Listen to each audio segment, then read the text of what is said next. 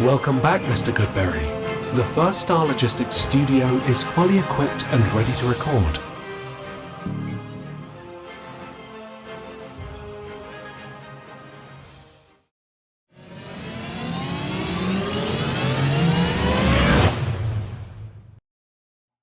The 53-man roster is set now. The Bengals have made their cuts. They've established their practice squad. Well, at the time of recording this, there is one spot still open. We'll go through all that, and we'll look at the two new acquisitions on the practice squad. This is Bengals on the Brain, presented by First Star Logistics. I'm your host, Joe Goodberry. To get down to 53 players, the Bengals placed La'el Collins on the physically unable to perform list. This was always expected. He's been out all of the summer so far, doing some light work on the side as he recovers from last year's knee injury in week 15. They placed two players on the reserve injured list, Tuatala Pusafea Jr. and Marvell Tell III, defensive tackle and corner respectively. Both guys will miss the rest of the year. They terminated the contracts of the following 6 players. So these players did not hit the waiver wire. They were outright released. Tight end Tanner Hudson, who many believed may have won the third tight end job. He did not. Sidney Jones, the fourth at corner. Wide receiver Stanley Morgan, the special teams standout. Quarterback Trevor Siemian, which means Jake Browning won the quarterback 2 job. Wide receiver Trent Taylor, who was picked up by the Bears right after. And safety Michael Thomas. They waived the following 26 players. Offensive tackle Hakeem Adeniji. So they subjected these guys to waivers. Hakeem Adeniji, tight end Devin Asiasi, tight end Nick Bowers, safety Larry Brooks, guard Ben Brown, defensive end Owen Carney, wide receiver Malachi Carter, punter Drew Chrisman, safety Yusuf Corker, defensive tackle Dominique Davis, cornerback Alan George, center Nate Gilliam, defensive end Jeff Gunter, linebacker Shaka Hayward, wide receiver Mac Hippenhammer, wide receiver Shedrick Jackson, defensive end Raymond Johnson III, who signed with the Detroit Lions practice squad, linebacker Keandre Jones, guard Jackson Kirkland, wide receiver Kwame Lassiter, linebacker Jalen Moody, linebacker Tyler Murray, halfback Jacob Sailors, quarterback Reed Sinnett, tight end Christian Trahan, and halfback Calvin Tyler Jr. The surprise here is keeping Trey Hill, keeping 10 offensive linemen, I think, in general. I wasn't sure they'd have 10 guys worthy to make this team on the offensive line. Originally, if you would have asked me in the beginning of summer, I would have thought, yeah, they're going to cut some good players. But then Jackson Kirkland never took that step as an undrafted guy. Ben Brown didn't take a step in year 2 as an undrafted guy.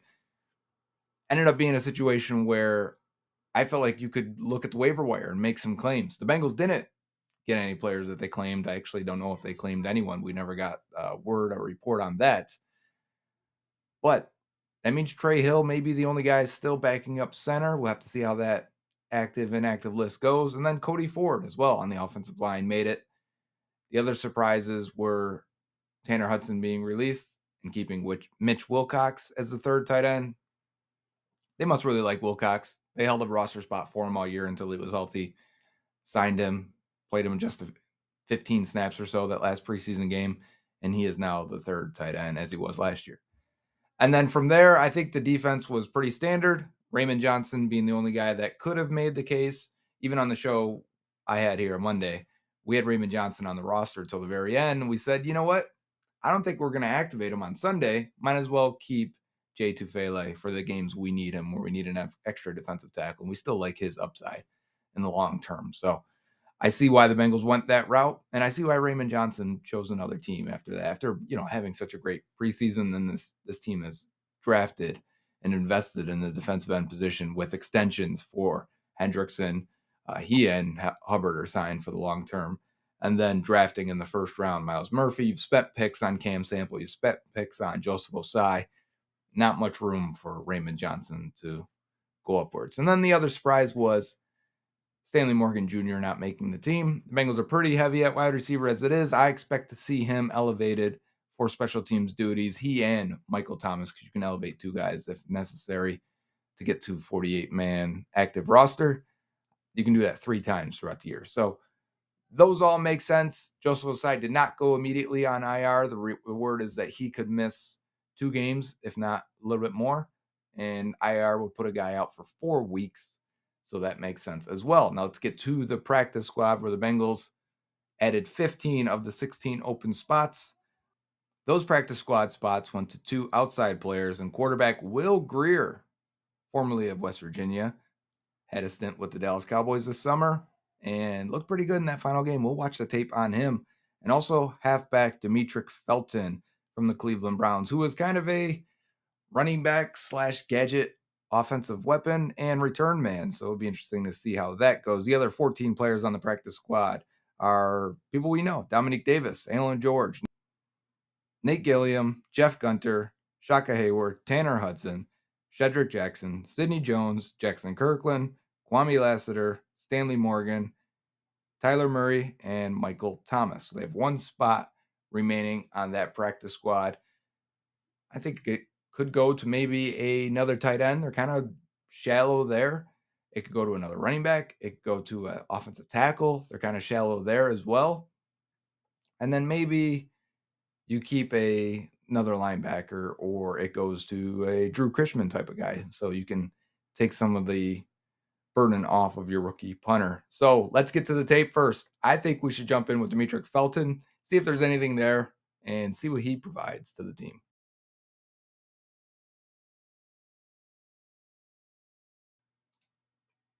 More preseason footage for you guys as we look at the very ugly Browns, brown and orange, versus the Philadelphia Eagles. We're looking at Demetric Felton, of course, in the backfield. And he's known for being a shifty, fast back. I don't think he's got the same speed that I originally thought when he was coming out of UCLA. He broke off some long runs and some long catches there. I think even on this play here, you can see the little bit of burst and wiggle, hit that corner, outrun some tacklers. Little draw play from under shotgun. How can he pass protect then? If he's a good receiver and an explosive player, let's see him pass protect. And woo, drops his eyes, drops his head, gets swatted to the side. I'll tell you, I'll give you a hint on how he is. He's pretty poor as a pass protector. That's definitely the area that probably got him released from the Cleveland Browns.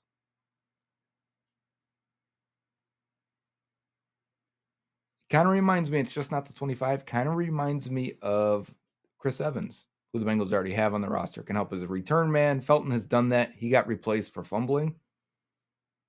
You see all the flow going all the way to the right here. So he cuts it back and spin moves off the edge, guys. Very nice run here. Picks up a block from his quarterback. Hard to get a hand on. Reminds me of Chris Evans because of the inconsistencies in the run game, but yet you can see the speed. You can see his vision works, right? He sees as he flips and turns around, okay, I've got 2 blockers up here. Let me cut it up inside instead of heading outside. Follow them, make a guy miss, get to the corner, and pick up that first down. I think the idea here, other than maybe gleaning some type of advantage from the Browns, right? Because you're playing against them. They've got a new system going on. They've got new players, new system on defense. Get some information from Demetric Felton. I like this here. He could cut it up inside, but he sees both defenders are pinned inside. The wall is set. The seal is set. So he takes it to the boundary. Good read by him. But other than getting that, maybe Darren Simmons thinks I can fix him. I can fix him in terms of return game. Catching punts, fielding, not fumbling, hitting the right hole. So this gives the Bengals an opportunity to pick somebody up that's a decent athlete.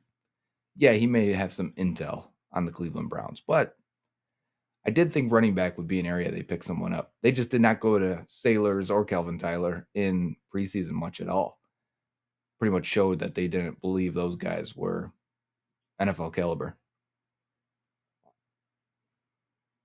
Little dump off pass to the flats here. We've seen a few catches for him. He's going to go out, cut it upfield, then hit the sidelines, gets dumped on instantly gets dumped on contact is what I wanted to say.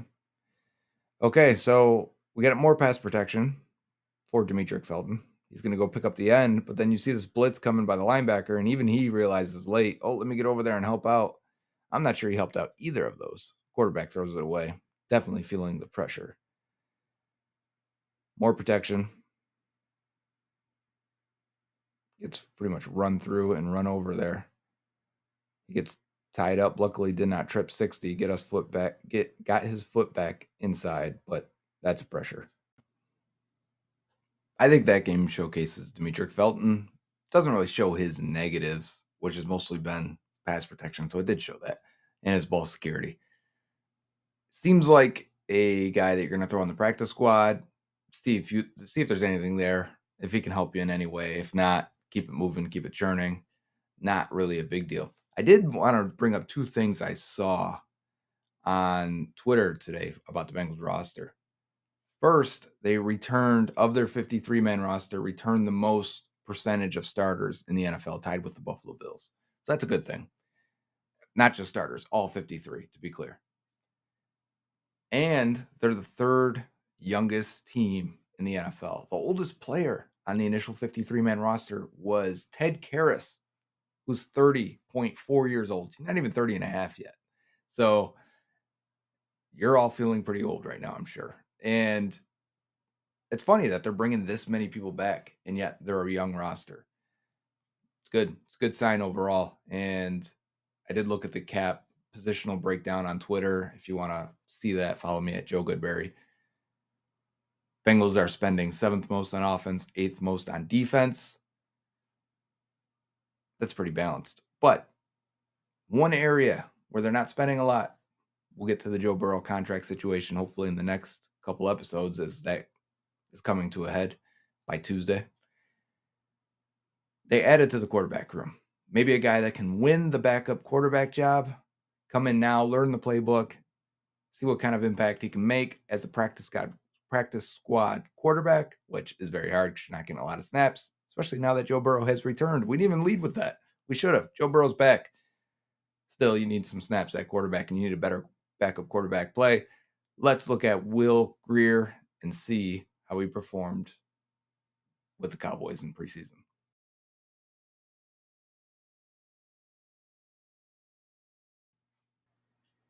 Will Grier, we got Cowboys tape on, and you're going to see the quarterback here. We got a comeback route on the outside, and things we're looking for is that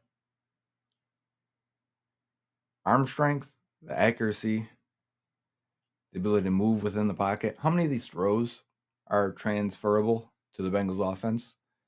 This is good accuracy here, placing it on the outside with a defensive back draped all over that receiver. You want to see that. Is he being carried by the receivers, or is it more Will Grier making things happen with his arm, with his legs, with his mind? As he breaks free here, throws on the run for the first down. This is a very nice play. We're going to see this a lot in this game. We're going to see him checking at the line, calling protections. Right there, just saying, hey, that's the 5th guy. Slide that way. And as he bounces around in the pocket, keeps his eyes up, remains a passer. Even as he breaks contain here, eyes up as a passer. Nice throw. I mean, the defensive back, 21's hands right there. And Grier lays it in just enough. It could have been a little bit ahead, but, I mean, we're talking on the run here. Again, we've got to escape. We've got to create. We've got to make something happen. Grier gets outside the pocket after he steps up. Gets inside the 5-yard line. We talk about pocket presence, pocket management, staying cool under duress. He definitely shows that in this game. This is something he showed a lot at West Virginia. If you remember in 2019, a lot of people were wondering if he's going to be the next quarterback after Kyler Murray, Daniel Jones, Dwayne Haskins, as Grier runs in for the touchdown here off the naked boot. Sim play action rollout and aim for the corner and outrace everyone. But a lot of people thought maybe Grier's that guy. Maybe Grier can step up and be that 4th quarterback in that class. He could throw this ball maybe here, right? That guy's open. But I think he sees it as, hey, I can easily run in. Why risk the ball in the air if I can easily run this ball in? So that's a good decision by him. We got a well-placed ball right here. Watch this. This linebacker's closing this window. That ball may touch his fingertip right into the stomach of the receiver. First down. Another one. Another window throw. Tight window throw. 84 coming up the seam.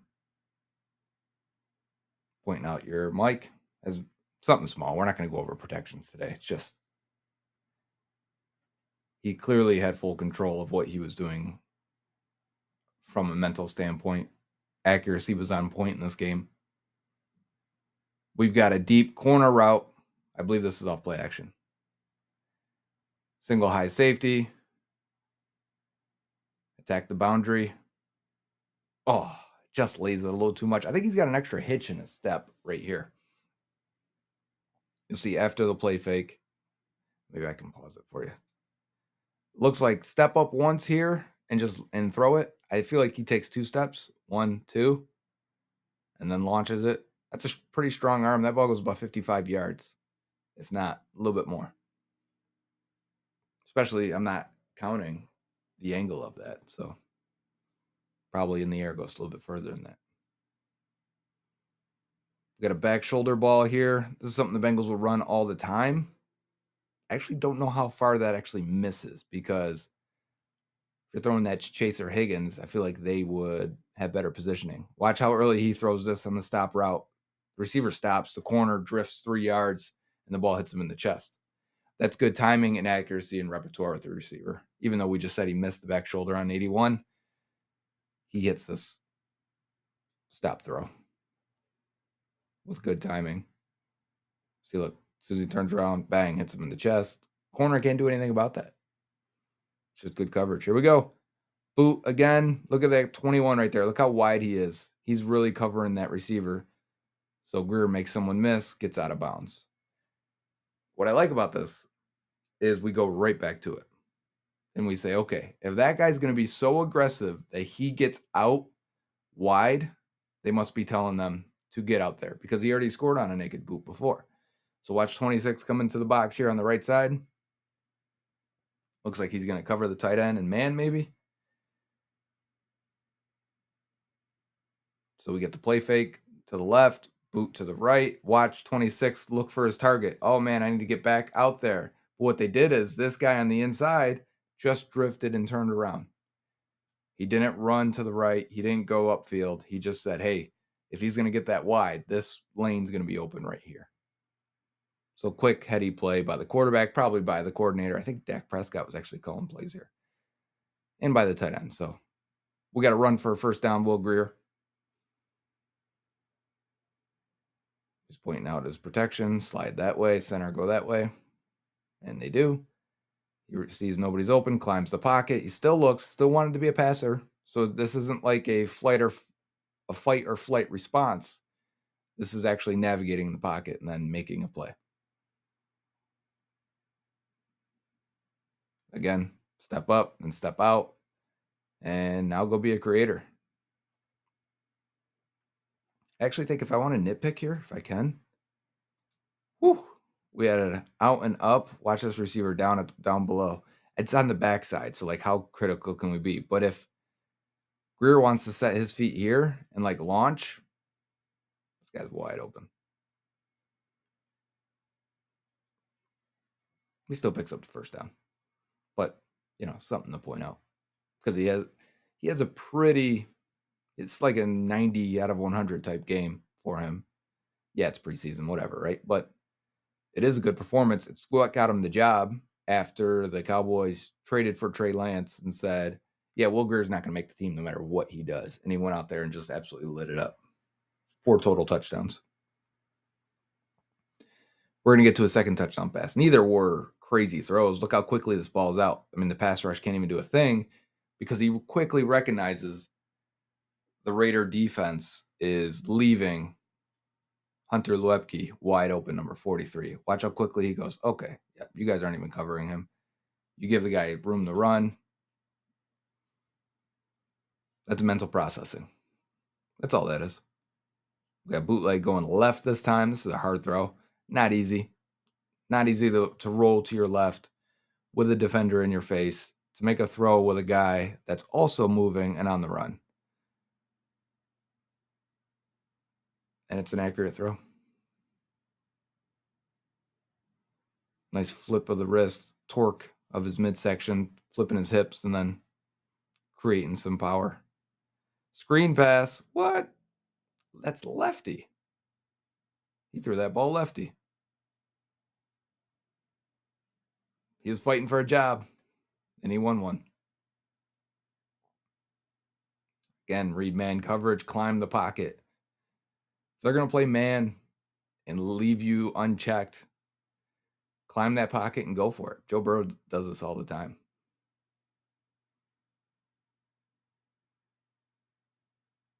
In terms of accuracy and playmaking, this is a Joe Burrow type game out of Will Grier. It's the kind of guy you want to back up, guy that can emulate a lot of the same skill set. This is a timing throw for a first down on third. As the guy comes out of motion, they're going to cross, slant flat type thing, try and create a little conflict. The ball's got to come out now, accurate, so that even if he gets tackled right then and there. We got another corner route with an inside release. It's going to stem it inside, get vertical, and then go to the corner against the cover two. That's where the open window is. You got to feather this ball in there. Again, he's pointing out his protection.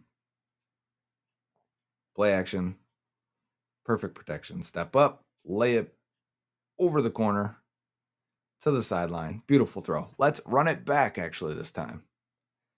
Not the same play. Different play. It's in man. It's like a single high man, I think. Man free. And